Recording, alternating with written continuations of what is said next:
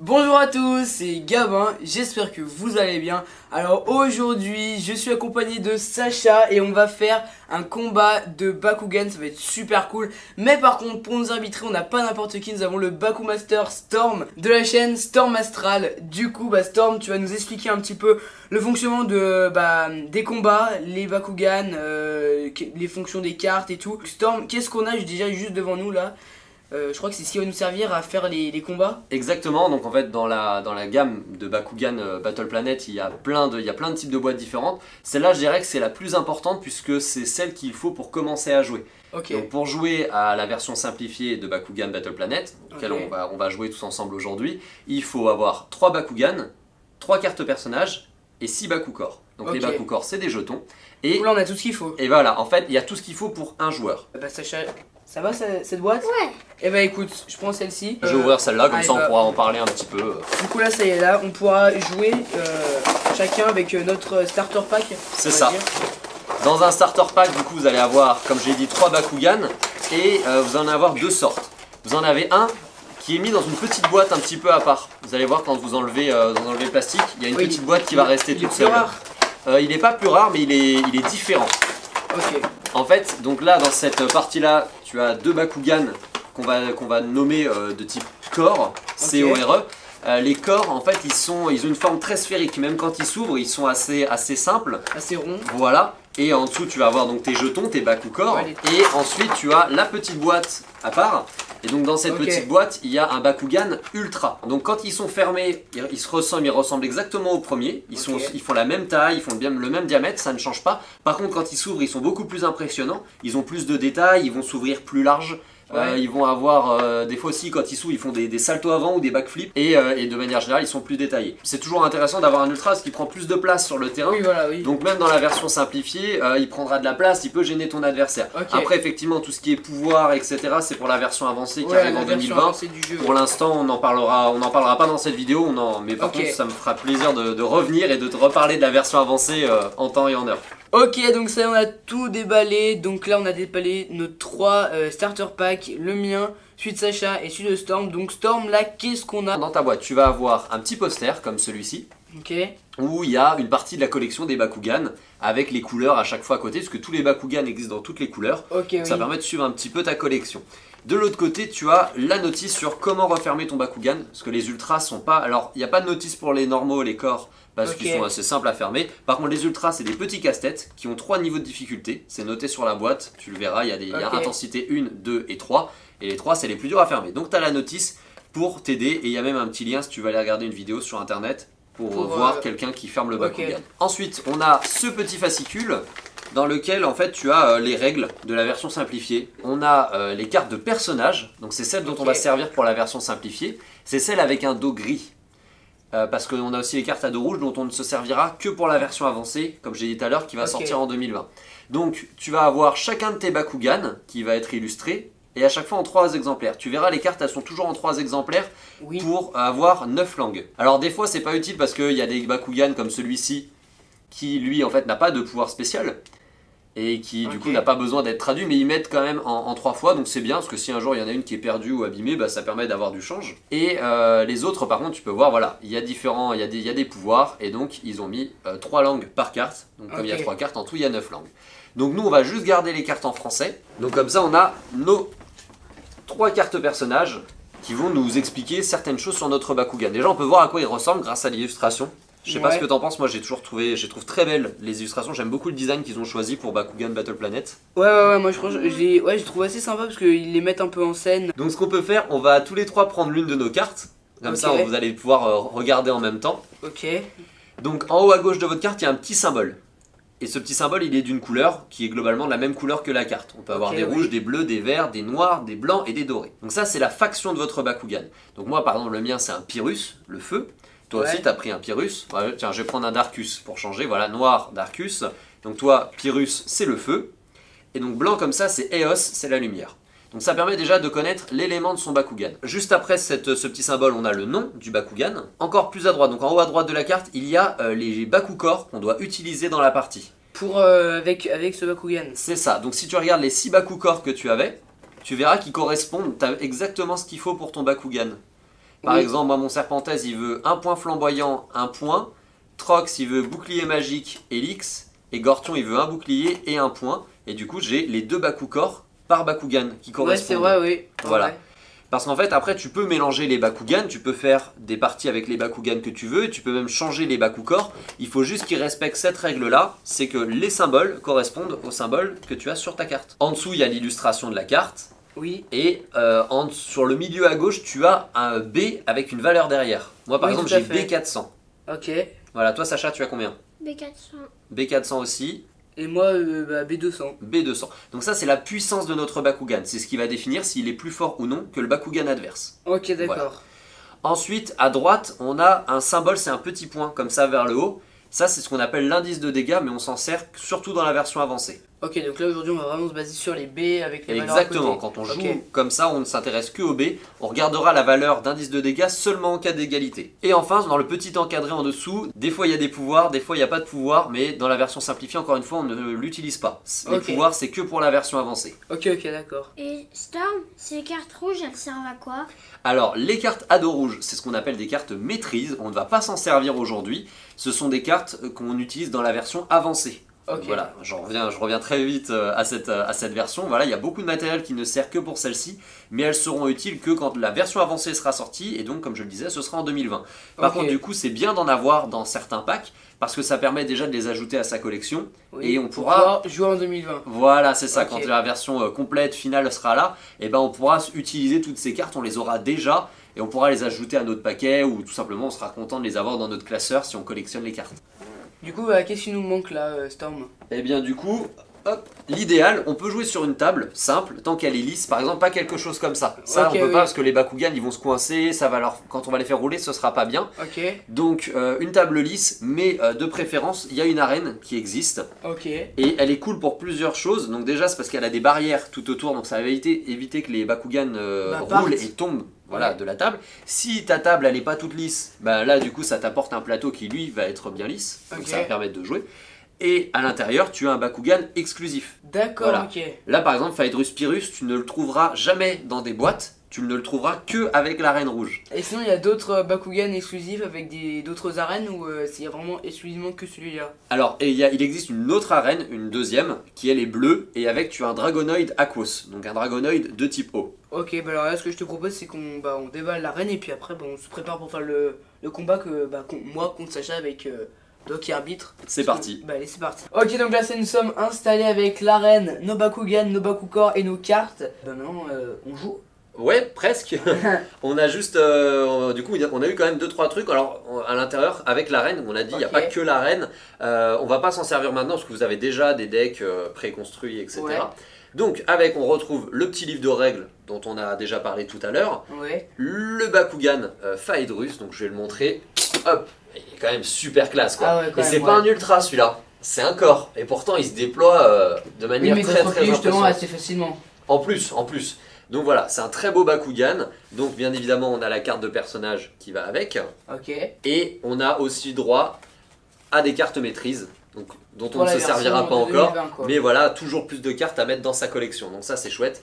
Et comme on l'a vu, un Bakugan, donc deux Bakugor. Ça va toujours avec. Ok, donc là du coup, j'ai mes 6 Bakugor. Sacha, t'as les 6... Voilà, chacun a les siens. Maintenant, il va falloir déterminer qui commence. Donc on peut faire un Shifumi ou un pile ou face, c'est comme vous voulez.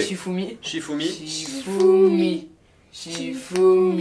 Ok, donc, du coup, t'as gagné. Voilà, alors là, t'as le choix de commencer ou de jouer en deuxième. Parce que des fois, c'est pas l'idéal de commencer. À toi d'essayer maintenant de jauger, de voir lequel est le mieux. Je vais quand même commencer. D'accord, donc parmi tes 6 Bakugor, tu choisis celui que tu veux.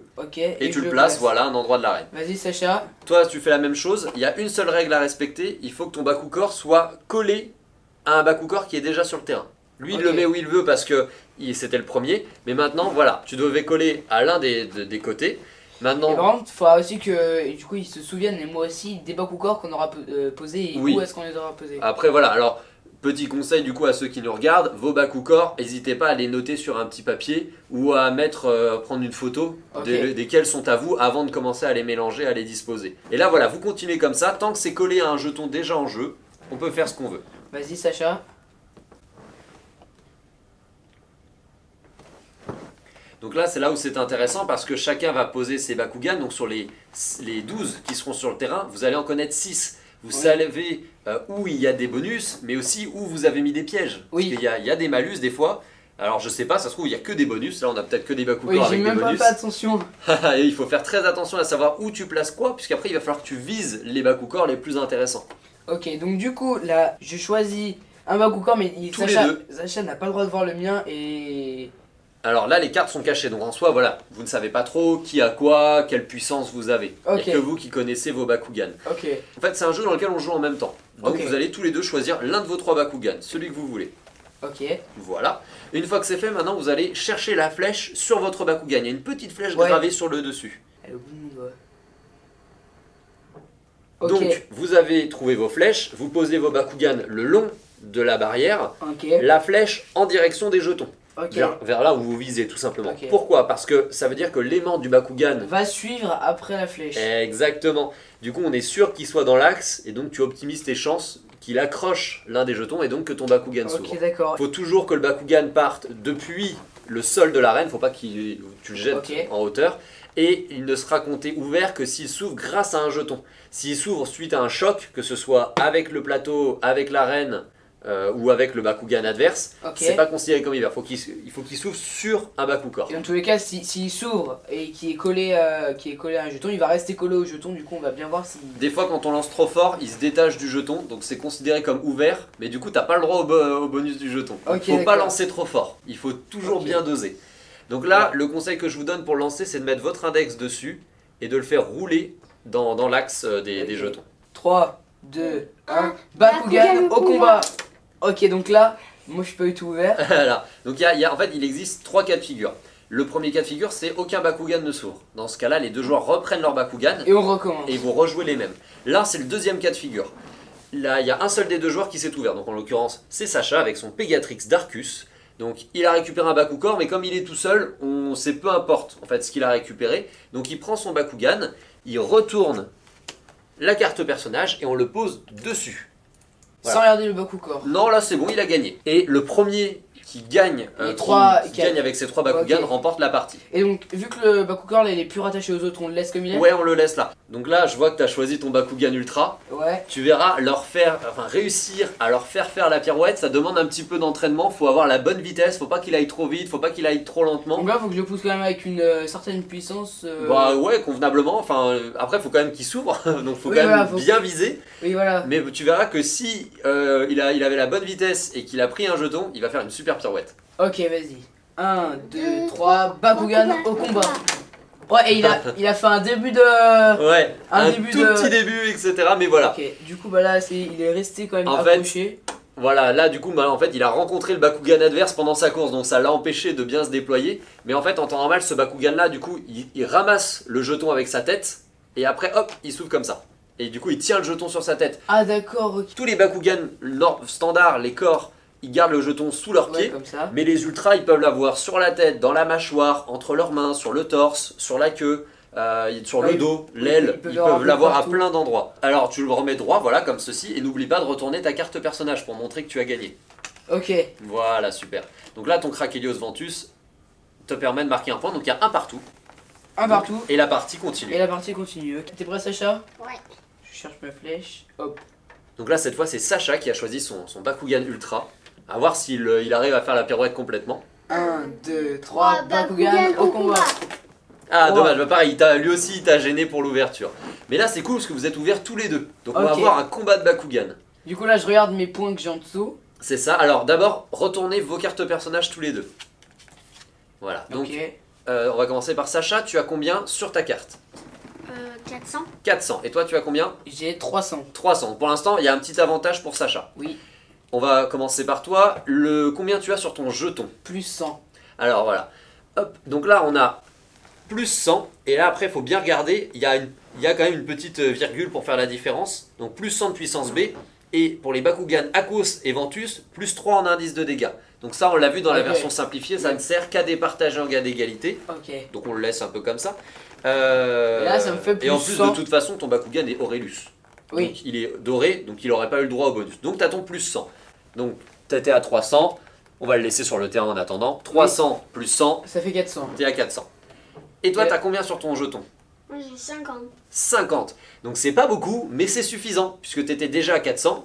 400 plus 50. 450. 450. Et donc, là, Gabin, il a 400, et donc toi, t'as 450. Qui est-ce qui gagne? Moi. Eh ouais, c'est toi. Et du coup, le Bakugor, je le repose. Exactement. Donc là, on remet un petit peu d'ordre dans notre plateau. Je sais plus où il était, je crois qu'il était Alors là, c'est l'avantage. Donc juste ce que tu as à faire, c'est tu enlèves ton Bakugor. Donc toi, comme tu as gagné, tu laisses le Bakugor dessus et tu poses sur la carte. Comme si tu t'étais ouvert tout seul, même chose. Alors juste dans l'autre sens, ses pieds ils sont comme ceci. Voilà. Okay. Et voilà, il est tout beau. Et toi voilà, coup, t'as refermé ton Bakugan, t'as t'as tout tout compris. Je repose justement. Voilà, et tu le remets. Alors celui-là, je le remets comme il était. Et là, tu le remets où tu veux. Et c'est ça qui est intéressant parce que, admettons, si tu avais récupéré un piège, un malus, et que tu avais perdu à cause de ça, bah après tu peux décider de le mettre du côté de ton adversaire histoire de l'empêcher de s'ouvrir convenablement. Enfin, peut-être tu lui rajoutes des obstacles. Et là, je l'ai mis de son côté. Ouais, par exemple, si tu lances depuis là, tu vois, il y a moyen que tu le récupères à nouveau si tu en as envie. On peut le lancer. Faut que tu sois globalement voilà, de ce côté-là de ton terrain. Tant que tu restes ici. Donc là, par exemple, je prends ce Bakugan, je regarde ma flèche. C'est ça. Comme ça. Donc là, je peux me placer comme ça. Et puis, pour pouvoir lancer. Bien sûr, ouais, si tu veux viser d'autres Bakugor, tu peux. Ok, t'es prêt, Sacha? 3 Bakugan au combat. Sacha, il avait envie, hein. Il a pas attendu que tu termines, lui il voulait attaquer. Alors là, on a vraiment rien fait, du coup on voilà, recommence. là les deux Bakugan, aucun des Bakugan ne s'est ouvert, donc on fait rouler à nouveau. Il cherche sa petite flèche. 1, 2, 3, Bakugan au combat. Ah, super lancé, Gabin. Du coup, alors toujours bien attendre, tu vois, bon là ça va, il est pas trop parti, mais des fois ils rebondissent un peu sur les barrières, donc toujours bien attendre que le Bakugan ait fini de rouler. Ok, et il peut arriver par exemple qu'il s'ouvre contre une barrière. Dans ce cas-là, ça compte pas. Et que ça lui fasse faire un saut et puis après qu'il vienne se monter là-dessus. Non, enfin là, franchement, joue au loto. Si ça fait ça, joue au loto. Mais non, de toute façon, s'il s'ouvre sur la barrière et non pas sur un jeton, il est considéré comme non ouvert. C'est pas valide, donc on doit refermer son Bakugan. Ok, donc du coup là, je l'ai mis avec sa carte. Voilà. Et du coup, là maintenant il me reste plus que celui-là à jouer dans tous les cas. C'est ça qui avait perdu tout à l'heure, donc là c'est un petit peu l'heure de la revanche et c'est un petit peu aussi le point final parce que celui parmi vous qui va gagner cette manche remportera la partie. Ok. Il vous reste un Bakugan chacun à faire gagner. T'es prêt? 1, 2, 3, Bakugan au combat. Oui. Eh bien joué, donc c'est une victoire de Sacha. En plus c'était Serpentez contre Serpentez. Toi t'avais un Serpentez Aurelius, lui un Serpentez Ventus et c'est le sien du coup qui l'emporte. Ok, et donc du coup, là la partie est terminée. La partie est terminée, Sacha l'emporte, il repart avec tous les honneurs. Yeah. Mais uniquement avec les honneurs. Ouais, voilà. Là, on ne prend pas les Bakugan de l'autre. Non, non, jamais. L'autre il garde ses Bakugan. Et donc c'est la vidéo touche à sa fin, on espère qu'elle vous aura plu. Est-ce que Sacha elle t'a plu cette vidéo? Bah ouais, c'était trop cool. Et toi Storm, comment tu nous as trouvé? Est-ce qu'on jouait bien? Prometteur, vous êtes très prometteur, surtout Sacha. Ouais, du coup Sacha a gagné le match entre lui et moi. Et du coup, c'était vraiment super cool. Merci en tout cas à Storm d'être venu, d'avoir fait le déplacement pour venir nous réapprendre à jouer au Bakugan. Parce que j'étais déjà allé une fois à Paris pour apprendre un petit peu à jouer. Et voilà, donc...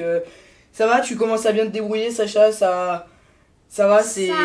Ça va, ça va aller doucement, pour l'instant, ça va, tu vas y aller doucement, et puis après, ça va, tu commenceras à jouer comme Storm après. Je t'apprendrai à jouer comme un pro. Et puis après, voilà, donc on espère que la vidéo vous aura plu, et comme d'habitude, si la vidéo vous aura plu, n'hésitez pas à partager, à liker, surtout à vous abonner, à très prochaine vidéo, bye bye tout le monde. Salut. Salut.